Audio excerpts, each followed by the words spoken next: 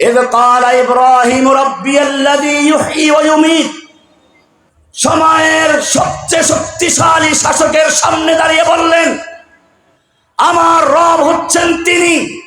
তোমার এই দুর্বল মূর্তি নয় যে খেতে পারে না, যে কথা বলতে পারে না, উপকার করতে পারে না। আমার রব হচ্ছেন তিনি আল্লাযী ইউহয়ী ওয়া ইউমীত, যিনি জীবন মৃত্যুর মালিক। তুলনামূলক একটু দুর্বল দলিল পেশ করলেন।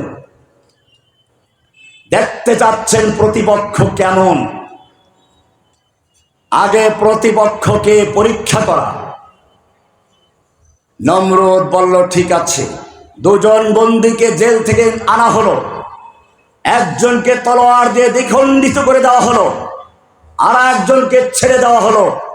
বলল, আনা উহয়ী ওয়া উমীত, তুমি যে বলেছ তোমার রব জীবন মৃত্যুর মালিক, এই তো আমি একজনকে জীবন দিলাম, একজনকে মৃত্যু দিলাম, আমিই তো মালিক।